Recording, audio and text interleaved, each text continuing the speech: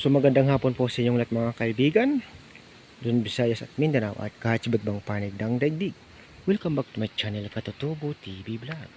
So nandito po tayong mga kaibigan sa ating mga bougainvillea dito sa harapan.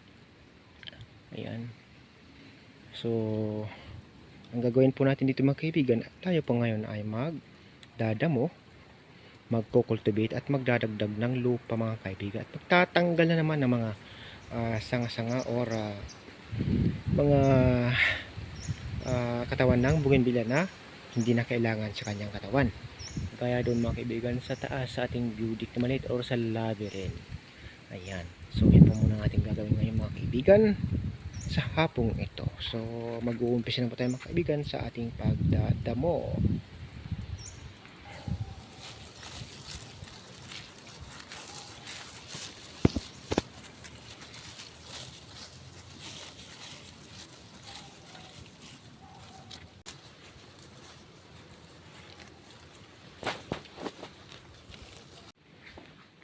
So ayan po mga kaibigan, natapos na po tayo maglagay ng lupa sa ating mga paso dito sa bougainvillea at magdamo mga kaibigan.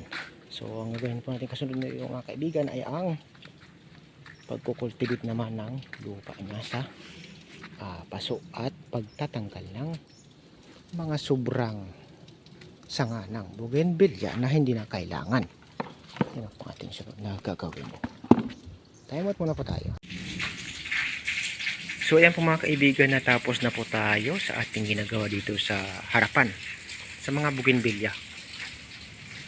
Natapos na po tayo maglagay ng lupa, magbawas ng mga sanga ng bougainvillea na hindi na kailangan.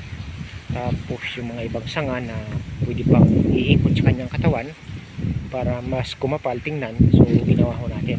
Yung iba naman ay pinutol ho natin kung hindi na kailangan kasi sobrang haba na po kasi mga kaibigan. Ayan. So thank you so much po sa inyo lahat mga kaibigan. Hanggang dito na lang po magtatapos ang aking video. Sana nagustuhan po ninyo aking video.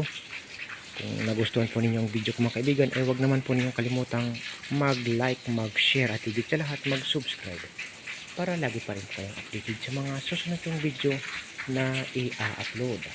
Hanggang dito na lang mga kaibigan. Magandang hapon pong muli sa inyong lahat. God bless us all. Bye-bye.